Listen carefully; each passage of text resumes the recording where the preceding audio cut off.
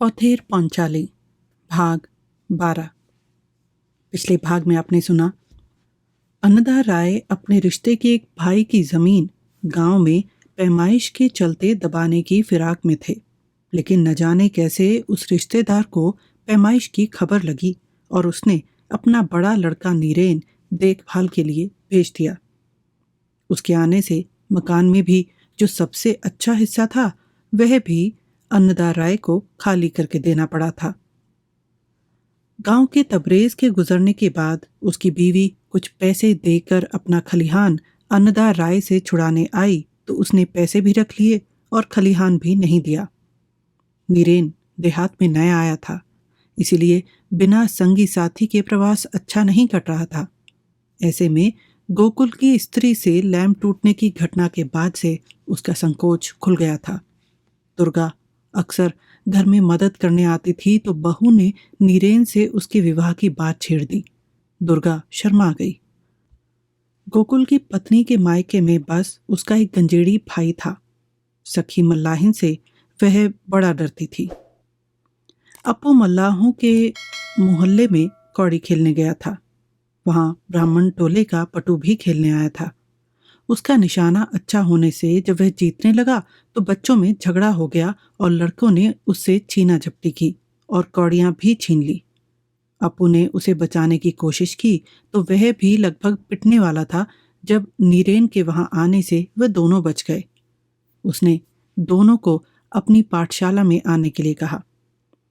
अपू खपच्ची के साथ खेलने की बात सबसे छुपाता था, पर दुर्गा ने उसे कई बार पकड़ा था तो वह रहस्य जानती थी। अब आगे कथा कहानी काव्य में आपका स्वागत है। मेरा नाम है मनीषा।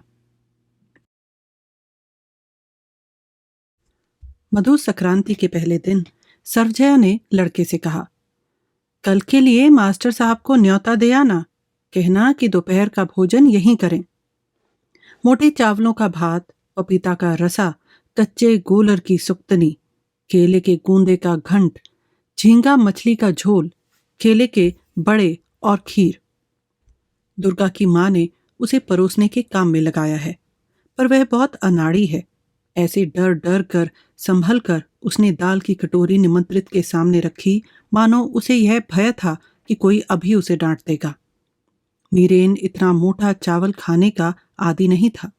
वह यह नहीं जानता था कि इतने कम तेल और घी से पकी हुई तरकारी लोग कैसे खाते हैं। खीर फीकी थी, पानी मिले दूध से बनी थी।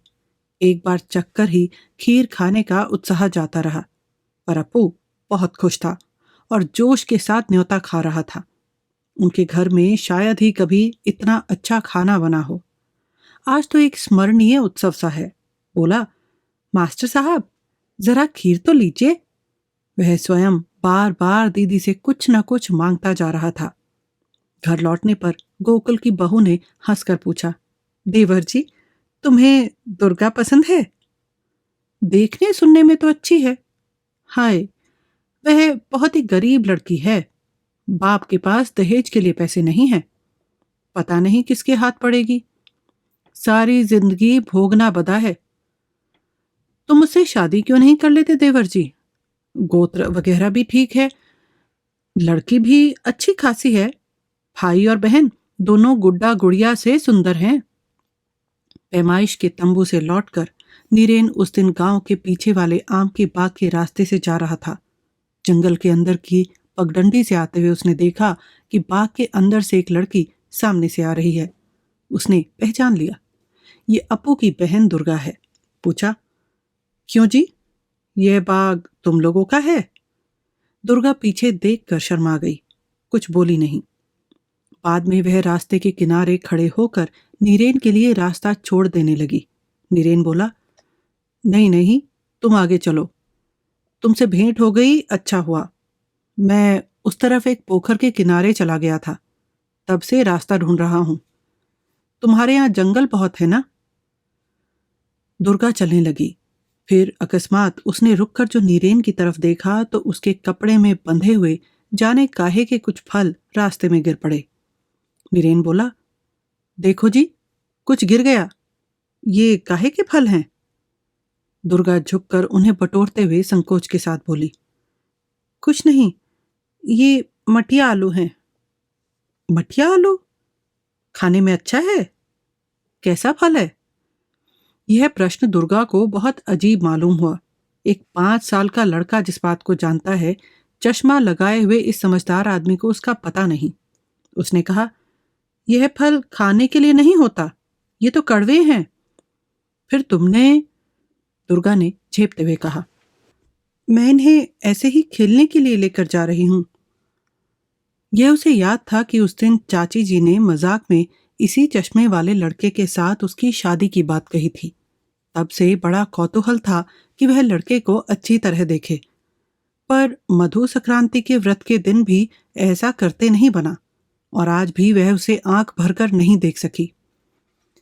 अप्पू से कहना कि कल सवेरे किताब लेकर आए, कह दोगी ना? दुर्गा ने चलते हुए सम्मति सूचक ढंग से सिर हिलाया। थोड़ी दूर जाकर बगल का एक रास्ता दिखाते हुए वह बोली, ये रहा आपका रास्ता, ये सीधा पड़ेगा। नीरेन बोला, अच्छा, मैं पहचान कर चला जाऊंगा, पर तुम्हें जरा घर तक पहुंचा दूं? तुम अकेली जा सकोगी ना? दुर्गा ने उंगली दिखाते हुए कहा, वह रहा हम लोगों का घर। वह क्या है सामने? मैं इतना रास्ता खुद चली जाऊंगी। आप और... इसके पहले नीरेन ने दुर्गा को कभी अच्छी तरह नहीं देखा था। इतनी सुंदर भावुक आंखें उसने इससे पहले इसके भाई अप्पू की ही देखी थी। मानो देहाती इलाके के एकाकीपन में पनपने वाली आम और मौलश्री की पंक्तियों में प्रगाढ़ शाम स्निग्धता इन बड़ी बड़ी आंखों में अर्धसुप्त है। अभी जैसे सवेरा नहीं हुआ और उनमें रात के अंतिम पहर का अलस अंधकार अभी लिपटा हुआ है। फिर भी वे उस प्रभात का स्मरण दिलाती हैं जब कितनी ही सुप्त आंखें एकाएक कली की तरह चटक जाती हैं। कितनी ही कुमारियां पनघट की ओर चल पड़ती हैं। घर घर में नवजागरण का अमृत उत्सव प्रारंभ होता है और हर खिड़की से धूप की मोहक गंध उठकर फैलने लगती है। दुर्गा कुछ देर ठहरकर जैसे कुछ हिचकिचाने लगी। नीरेन को ऐसा प्रतीत हुआ कि वह कुछ कहना चाहती है पर उसे याद नहीं आ रहा है। उसने कहा, नहीं जी, मैं तुम्हें और थोड़ा आगे छोड़ाऊं, चलो तुम्हारे घर के सामने से चलूं। दुर्गा हिचकिचाने लगी, बाद में जरा मुस्कुराई।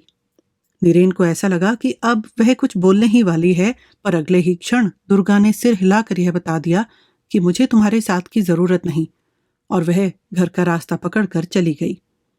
दोपहर का समय था। छत पर सूखने वाले कपड़ों को बटोरने के लिए जब गोकुल की बहू ऊपर गई तो उसने नीरेन के कमरे के दरवाजे पर झांक कर देखा। उस समय नीरेन बिस्तरे पर करवटें बदलने के बाद गर्मी के कारण नींद की आशा त्याग कर फर्श पर चटाई बिछाकर घर में चिट्ठी लिख रहा था। गोकुल की बहू ने हंसकर कहा, तुम सोए नहीं देवर जी? मैंने सोचा कि देवर जी सो रहे होंगे। यह तो बताओ कि तुमने केले के फूल का घंट क्यों नहीं खाया? उसे थाली में छोड़ दिया, पर उस दिन तो खूब शौक से खाया था। आइए भाभी जी, केले के फूल का घंट क्या खाऊं, सब पूरब के ढंग पर बना है। खाने में इतनी सारी मिर्ची रहती है कि खाते समय कुछ सुझाई थोड़ी ही देता है कि कौन सा घंट है और कौन सा और कुछ। गोकुल की बहू दरवाजे की चौखट से सटकर अपने अभ्यस्त ढंग से चेहरे के नीचे वाले हिस्से को आंचल से ढककर खड़ी हुई। चलो देवर जी, शहरी चालें ना दिखलाओ। क्या तुम्हारे यहाँ इतनी भी मिर्च कोई नहीं खाता? माफ कीजिए भाभी जी, अगर इसको इतनी भी कहते हैं तो आप आग लगी ज्यादा मिर्च किसे कहते हैं? उसे मैं बिना देखे यहां से नहीं टलूंगा, चाहे जो कुछ हो जाए। जहां सत्यानाश वहां साढ़े सत्यानाश सही। एक दिन हया शर्म को एक तरफ रखकर जितनी चाहे मिर्च खिला दीजिए। अरे मैं कहाँ जाऊं? मैं तो जैसे शर्म के मारे सिल लोढ़ा बेच कर बैठ गई हूं ना देवर जी। सुनो देवर जी की बातें, कहते हैं जहां सत्यानाश वहां साढ़े सत्यानाश। हंसी के मारे गोकुल की बहू की आंखों में पानी आ गया। कुछ संभल कर बोली, अच्छा देवर जी, तुम्हारे यहाँ गर्मी कैसी पड़ती है? तुम्हारे यहाँ से क्या मतलब, कलकत्ता में या पछाहा में? पछाहा की गर्मी कैसी होती है यह यहाँ बंगाल में बैठकर मालूम नहीं हो सकती। बैसाख की रातों में वहां कोई कमरे में थोड़े ही सो सकता है। छत में पानी डालकर उसे कुछ देर रोक कर उसे ठंडा करते हैं, तब वह सोने लायक बनती है। अच्छा, तुम जहां रहते हो वह यहाँ से कितनी दूर है? यहाँ से रेल में 2 दिन लगते हैं। आज सवेरे मांझेरपाड़ा स्टेशन से रेल में बैठें तो कल आधी रात को पहुंच सकते हैं। अच्छा देवर जी, मैंने सुना है कि गया काशी की तरफ पहाड़ काट कर रेल गई है, क्या ये सच है? सच है, बहुत बड़े बड़े पहाड़ हैं। ऊपर तो जंगल है और अंदर से रेल जाती है। भीतर अंधेरा घुप रहता है, कुछ सूझता नहीं है।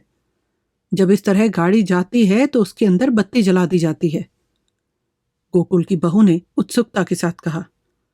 अच्छा, यह तो कहो, पहाड़ टूट नहीं पड़ते? टूट कैसे सकते हैं भाभी जी? बड़े बड़े इंजीनियरों ने सुरंगें बनाई हैं, जाने कितने रुपए खर्च हुए हैं। टूट पड़ना कोई दिल लगी है? ये कोई आपकी राय टोले के पनघट की सी सीढ़ियां थोड़ी हैं जो दोनों जून टूट रही हैं। गोकुल की बहू को यह नहीं पता लगा कि इंजीनियर किस चिड़िया का नाम है। बोली, अच्छा ये तो बताओ कि पहाड़ मिट्टी का है या पत्थर का? मिट्टी भी है, पत्थर भी है। भाभी जी, बस आप वज्र देहाती हैं। अच्छा, यह तो बताइए आप रेल में कहाँ तक सफर कर चुकी हैं? गोकुल की बहू ने फिर कौतुक भरी हंसी हंस दी।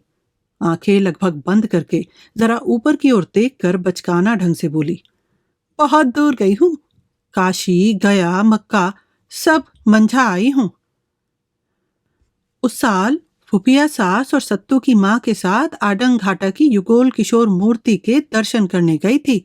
बस जिंदगी भर में इतना ही रेल चढ़ी हूं। यह स्त्री थोड़ी देर में ही मामूली सूत्रों से अपने चारों ओर हंसी और कौतुक का ऐसा ताना बाना तैयार कर सकती है जो नीरेन को बहुत पसंद है। जिन लोगों के मन में आनंद का अक्षय भंडार रहता है, जिनके अंतर्निहित आनंद का उत्स सकारण और अकारण मन के प्याले से उमड़कर दूसरे को भी संक्रामित कर सकता है, यह देहाती स्त्री भी उन्हीं में से एक थी। आजकल नीरेन के मन ही मन भाभी की बाट जोता रहता है, पर आने पर निराश होता है। यहाँ तक कि मन ही मन कुछ गुप्त अभिमान भी होता है। भाभी जी, आप सब लोग एक बार पचहा की यात्रा करें, हम सबको सैर करा लाएं। इस घर के लोग भला सैर करने पछान जाने लगे? तुम भी जाने देवर जी, कैसी बातें करते हो? ऐसा हो तो फिर उत्तर वाले खेत में बैंगन की पहरेदारी कौन करे? बात के अंत में वह एक बार और व्यंग मिश्रित कौतुक की हंसी हंसती। कुछ देर बाद गंभीर होकर धीमी आवाज से बोली, देवर जी, एक बात कहूं तो मानोगे? क्या बात है, यह तो बताइए। अगर मानो तो बताऊं। मैं कोरे कागज पर दस्तखत करने से तो रहा। आखिर जानती हो भाभी जी, मैं वकालत पढ़ता हूं। पहले सुनूंगा कि बात क्या है, फिर हामी भरूंगा। गोकुल की बहू दरवाजा छोड़कर कमरे के अंदर आई। कपड़े के भीतर से कागज की एक पुड़िया निकाल कर बोली, ये बालियां रखकर 5 रुपए दोगे? नीरेन ने आश्चर्य के साथ कहा।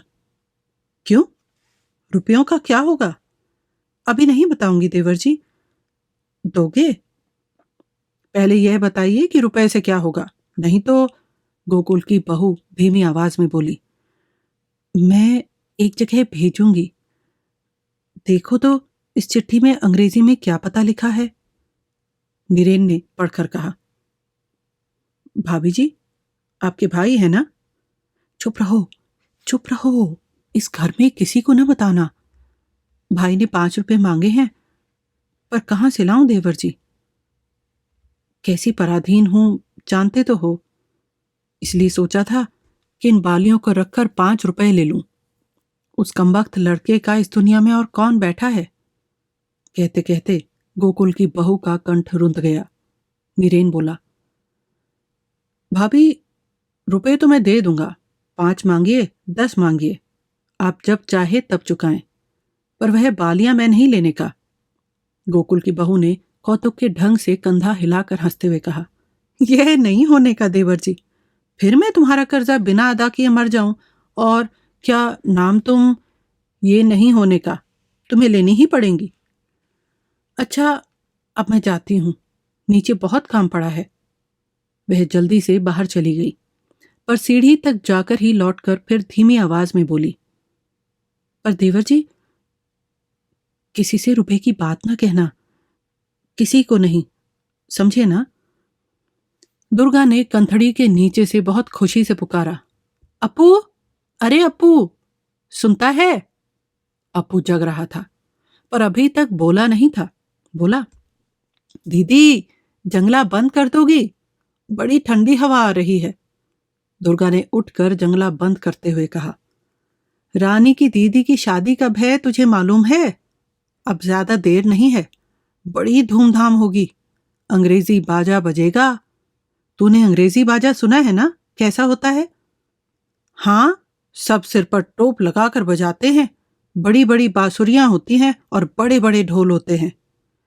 एक तरह की बांसुरी होती है जो बहुत बड़ी तो नहीं होती, काली काली होती है, इसे फ्लूट कहते हैं। इतना बढ़िया बजती है कि बस। फ्लूट बांसुरी कभी सुनी है? दुर्गा कुछ और ही सोच रही थी। कल शाम को वह उस मोहल्ले की चाची जी के पास घूमने गई थी। इधर उधर की बातों के बाद चाची जी ने पूछा, दुर्गा, देवर जी तुझे कहाँ मिले थे? उसने कहा, क्यों चाची जी, क्या बात है? बाद में उसने उस दिन की सारी बात बताई। फिर कौतुक भरी आवाज में बोली, रास्ता भूलकर बस गढ़ पोखर के जंगल में भटक गया था। चाची जी ने हंसकर कहा, मैं कल देवर जी को तेरी बात कह रही थी। मैंने कहा, गरीब घर की लड़की है, कुछ देने दिवाने की औकात नहीं है, पर लड़की बहुत अच्छी है। मालूम होता है इस युग की है ही नहीं, तो उसे ग्रहण कर लो ना। अब इस पर देवर जी तेरी बात पूछने लगे। बोले, पनघट के पास कहीं भेंट हुई थी, रास्ता भूलकर कहीं जा पड़े थे। तब से मैं 3 दिन से सोच रही हूं कि ससुर जी के द्वारा तेरे पिताजी से कहलवाऊं। ऐसा लगा जैसे देवर जी को तू पसंद आ गई है। दुर्गा ने बछड़े को निकालकर धूप में बांध तो दिया, पर जैसे और दिन वह घर का काम काज फिर भी थोड़ा बहुत करती थी, आज कुछ भी करने की इच्छा नहीं हो रही थी। किसी किसी दिन मन इसी ढंग से उचट जाता है। उस दिन वह घर के संकीर्ण दायरे में नहीं रह पाती। कोई जैसे उसे रास्तों में और इस मोहल्ले से उस मोहल्ले घुमाता फिरता है। आज जैसे हवा कुछ सोंधी सोंधी लग रही थी। सवेरा ना तो गर्म लग रहा था न ठंडा। नींबू के फूलों की मीठी गंध हवा में तैर रही थी, जैसे कुछ याद पड़ रहा था, पर क्या वह नहीं बता सकती। घर से निकलकर वह रानी के घर पहुंची। भुवन मुखर्जी अच्छे खाते पीते धनी गृहस्थ हैं। यही उनकी पहली कन्या की शादी है, इसीलिए शादी बहुत धूम धड़ाके से होने वाली थी। आतिशबाजी वाला आकर दाम पटा रहा था। सीतानाथ इस इलाके का विख्यात बाजे वाला है, उसे बयाना दिया गया है। शादी के उपलक्ष्य में बहुत सी जगहों से रिश्तेदार आने लगे हैं। उनके लड़के बच्चों से मारे मकान का आंगन गमक रहा है। दुर्गा को बहुत खुशी हुई। थोड़े दिनों के बाद इस घर में न जाने कितनी आतिशबाजियां छूटेंगी। उसने कभी कोई आतिशबाजी नहीं देखी थी। हाँ, एक बार गांगुली बाड़ी में झूले के उपलक्ष्य में कोई आतिशबाजी देखी थी। वह सर से आसमान की तरफ निकलकर बादलों से टकराकर फिर वहां से नीचे की ओर आई थी। देखने में इतनी सुंदर थी कि क्या बताया जाए। अप्पू इसे पतंगा कहता है। दोपहर के बाद माँ सहन में खाट बिछा कर जरा सो गई तो वह चुपके से फिर घर से निकल गई। फाल्गुन का बीचों बीच था। धूप की तेजी बढ़ चुकी थी। एक रस गर्म हवा के कारण रानी के बाग के बड़े नीम के पीले पत्ते चक्कर काटते हुए गिर रहे थे। चारों तरफ सन्नाटा था। नीड़ा के घर की तरफ कोई जैसे एक टीन पीट रहा था। उसके कान के पास भन आवाज हुई, कांच पोका। दुर्गा अपने अनजाने में जल्दी से आंचल के अंदर मुट्ठी बांध सतर्क होकर देखने लगी, पर यह कांच पोका नहीं था जिससे टिकुली बनती है। यह सुदर्शन कीड़ा था। उसकी मुट्ठी अपने आप ढीली हो गई। वह फिर भी आग्रह के साथ दबे पांव उस कीड़े की ओर जाने लगी। वह सामने वाली पगडंडी पर बैठा है। उसके पंखों पर सफेद और लाल चंदन के छींटों की तरह दाग हैं। सुदर्शन कीड़ा नाम से कीड़ा होने पर भी वह असल में एक देवता है। उसके दर्शन होना सगुन है, ऐसा उसने माँ को और बहुतों को कहते सुना है। वह बहुत आहिस्ते से मिट्टी पर बैठ गई, फिर एक अपना हाथ माथे पर घुमाकर फिर कीड़े की तरफ ले जाकर जल्दी जल्दी कहने लगी, सुदर्शन मंगल करना जी, सुदर्शन मंगल करना जी, सुदर्शन मंगल करना जी। ऐसा ही उसने दूसरों से सुना था। इसके बाद उसने इस महामंत्र में कुछ अपनी बातें भी जोड़ दी। अप्पू को ठीक रखना, माँ को ठीक रखना, पिता को ठीक रखना, उस मोहल्ले की चाची जी को ठीक रखना कहकर कुछ सोचकर हिचकिचाते हुए बोली, नीरेन बाबू को ठीक रखना। सुदर्शन, मेरी शादी वहीं हो, रानी की दीदी की तरह गाजे बाजे हों। भक्त के अर्घ्य की अतिशयता के कारण वह कीड़ा धूल पर कुछ विपत्तिग्रस्त होकर चक्राकार घूमने लगा। दुर्गा साध मिटाकर प्रार्थना समाप्त करते हुए श्रद्धा के साथ एक तरफ को चली गई। मोहल्ले के अंदर के रास्तों में चलते हुए सिर पर फाल्गुन के आरंभ का नीला रंग रहता था। यहाँ तक कि कभी कभी पेड़ों की सांसों से मोर के गले के रंग का आकाश दिखाई देता था। सेमड़ा जंगल के बीचों बीच से पनघट की पगडंडी गई थी। इसके दोनों ओर आम के पेड़ थे। तपी हुई बयार, आम के बौरों की मीठी सुगंध, जंगली मधुमक्खी और कांच पोका के गुंजन, छाया घन आम के बाग में कोयल की कुहू कुहू से स्निग्ध होती जा रही थी। इन बागों को पार करके चड़क खेल का मैदान पड़ता था। घास से भरे हुए मैदान में छाया पड़ गई थी। दुर्गा झाड़ियों से जंगली बेर खोजती फिर रही थी। इस समय बेर बहुत कम रहते हैं, जाड़े के अंत में ही झड़ जाते हैं। उस ऊंचे टीले की झाड़ी की एक बेरी से वह उस दिन भी काफी बेर खा गई है, पर अब बेर नहीं थे, सब झड़ गए थे। घनी झाड़ियों के नीचे काली मिर्च की तरह सूखे बेर बिछे हुए थे। मैनों का एक झुंड झाड़ियों के अंदर चहचहा रहा था। दुर्गा के पास जाते ही चिड़ियां फुर्र से उड़ गईं। दुर्गा के मन में खुशी की एक लहर दौड़ गई। एक तो उत्सव नगीचाए रहा था, रानी की दीदी की शादी में रतजगा और गीत सुनने की आशा। खुशी के मारे उसके मन में यह इच्छा जगी कि वह मैदान के इस छोर से उस छोर तक दौड़ लगाए। एक बार वह दोनों हाथों को पंखों की तरह फैलाकर फिर कैया लेकर कुछ दूर तक दौड़ गई। वह जैसे उड़ना चाहती थी। शरीर तो हल्की चीज है, जो वह हाथों को पंख की तरह फैलाकर हवा करते हुए जा सकती तो खूब रहता। केवल कुछ शोर करने के आनंद में वह पतझड़ से गिरे हुए सूखे पत्तों पर जोर जोर से पैर डालकर चर्र पर्र करने लगी। पत्ते टूटकर सूखी धूल में मिल गए और सारा स्थान कुछ सोंधी सोंधी कड़वी गंध से भर गया। कुछ दूर सामने सोना डांगा वाले मैदान की ओर जाने की कच्ची सड़क थी। एक बैलगाड़ी चूं चूं करती हुई मैदान की ओर जा रही थी। उस पर ताजी कटी हुई खपच्चियों का ढांचा बनाकर कंथड़ी और नक्शेदार किनारे वाले फटे हुए लाल कपड़े छा दिए गए थे। उसके अंदर कोई छोटी सी लड़की एकरस बचकाना ढंग से रोती हुई जा रही थी। शायद किसान की कोई लड़की मायके से ससुराल जा रही थी। दुर्गा अवाक होकर एकटक उस बैलगाड़ी की ओर देखती रही। शादी के बाद इसी तरह माँ, बाप, अप्पू सभी को छोड़कर जाने कितनी दूर चला जाना पड़ेगा। वहां से जब तब वे आने तो देंगे ना। उसने इतनी देर यह बात सोची नहीं थी। यह बाग, वासंब फूल की झाड़ियां, रानी गाय जिस कटहल के नीचे बंधी रहती है और जिससे वह इतना प्रेम रखती है, सूखे पत्तों की यह गंध, पनघट वाली पगडंडी, इन सब को हमेशा हमेशा के लिए छोड़ जाना पड़ेगा। बैलगाड़ी के अंदर बैठी हुई छोटी सी लड़की शायद इसी कारण रो रही है। कच्ची सड़क छोड़कर एक छोटा सा पड़ती जमीन का मैदान पार किया कि नदी आ जाती है। क्या उस पार मछियारे मछली पकड़ रहे हैं? क्या वह खैरा मछली पकड़ रहे हैं? जो इस पार आते तो 2 पैसे की मछली खरीद कर घर ले जाती। अप्पू को खैरा मछली बहुत ही प्रिय है। घर लौटकर संध्या के बाद उसने बड़ी देर तक गुड्डों का बक्स सजाया। उसकी माँ कुप्पी में मिट्टी का तेल भरते हुए कुछ तेल फर्श पर गिरा गई है। उसकी बू आ रही है। हवा कुछ गर्म लग रही है। कुड़ियों को संवारना लगभग खत्म हो गया है। अप्पू ने आकर कहा, दीदी, क्या तूने मेरे बक्स से छोटा शीशा निकाल लिया?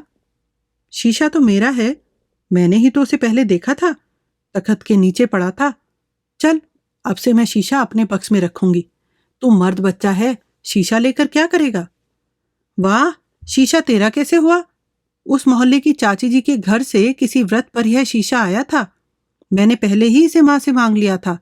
नहीं दीदी, दे दो। बात खत्म करते ही वह दीदी के गुड़िए के बक्स के पास बैठकर उसमें शीशा खोजने लगा। दुर्गा ने भाई के गाल पर तड़ाक से एक तमाचा जड़ते हुए कहा, पाजी कहीं का, मैं तो गुड़ियों को ठीक से लगा रही हूं और तू उन्हें गड़बड़ सड़बड़ कर रहा है। चल, मेरे बक्स में हाथ मत लगा, मैं शीशा नहीं दूंगी।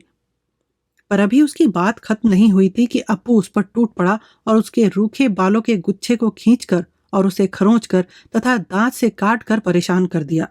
वह रुंधे हुए कंठ से बोलने लगा, तू मुझे मारने वाली कौन होती है? क्या मुझे लगती नहीं है?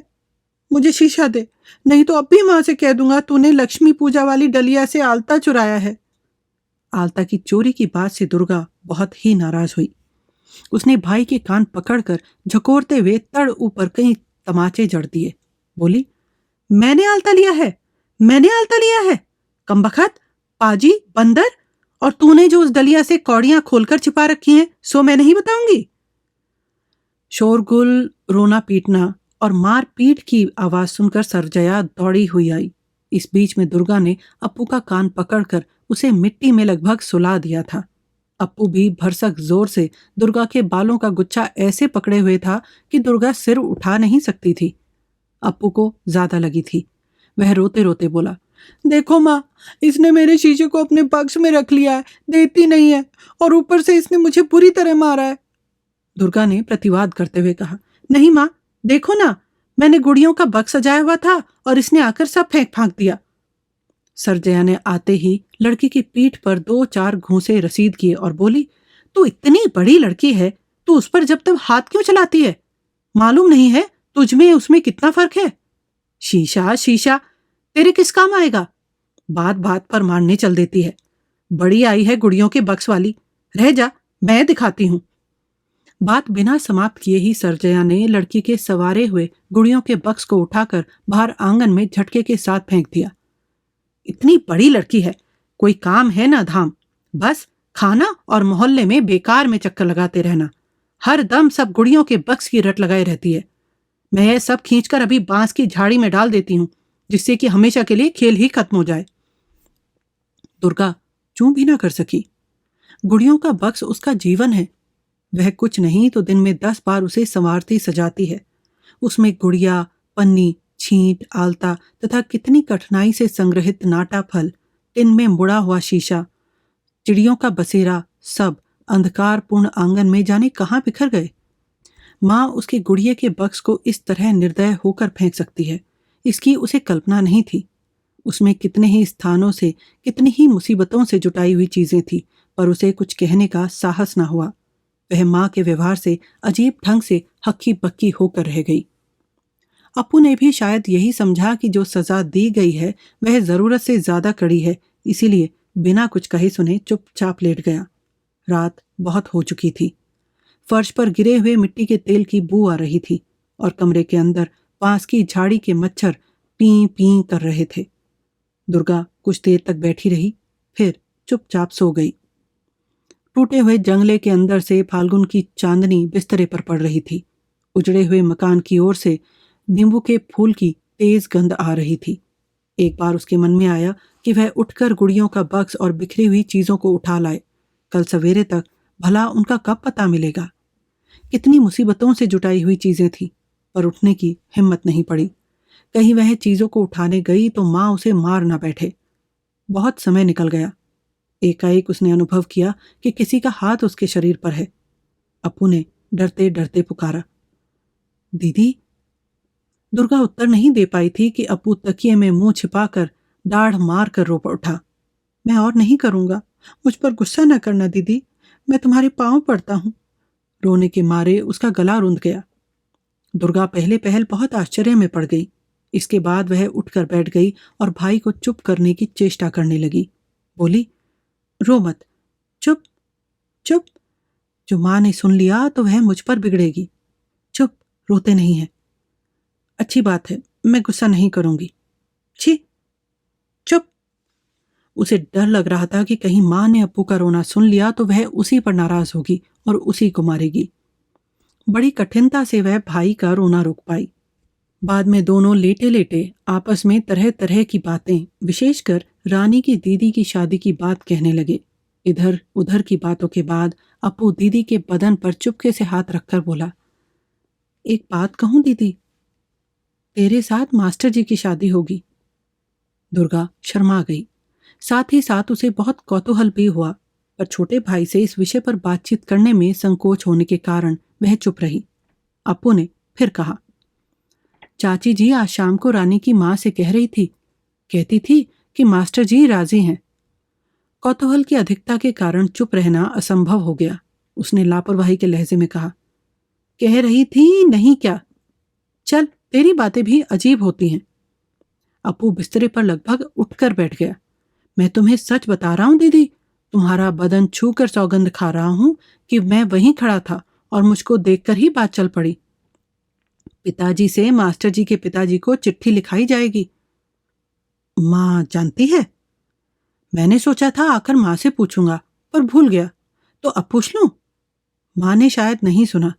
कल चाची जी माँ को बुलाकर कहने वाली हैं। बाद में उसने कहा, तू खूब रेलगाड़ी की सवारी करेगी।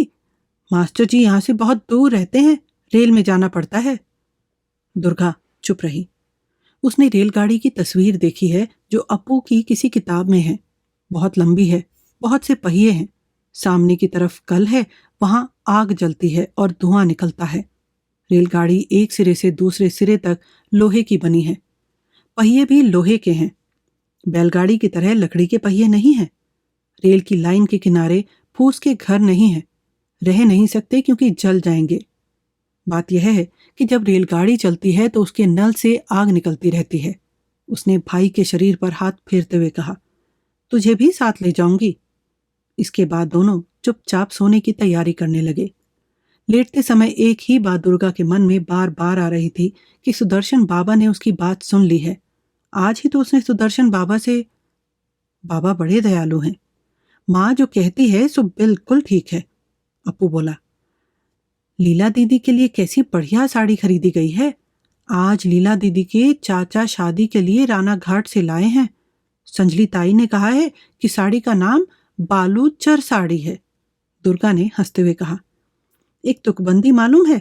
फूफी कहा करती थी, बालूचरेर बलुचरे एक कथा कोई, मोपेर पेटे मयूर छना देखे एलम सोई।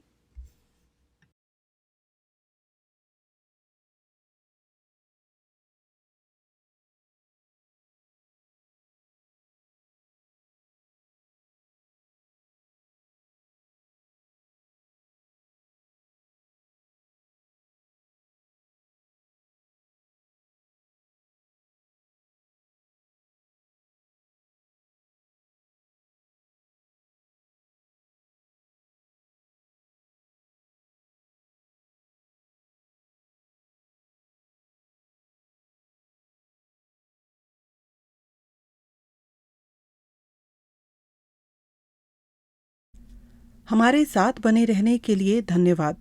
आपको अभी तक ये कहानी कैसी लगी हमें नीचे कमेंट बॉक्स में बताएं। आपके कमेंट्स और लाइक हमें प्रोत्साहित करते हैं और इससे चैनल की भी मदद होती है। अपने दोस्तों और परिवार के साथ कहानियाँ शेयर कीजिए और अगर आपने अभी तक सब्सक्राइब नहीं किया है तो सब्सक्राइब करें और साथ में बेल आइकन दबाना ना भूलें। इससे हमारे अपडेट्स आपको सबसे पहले मिलेंगे। जल्दी ही मिलते हैं कहानी के अगले भाग के साथ।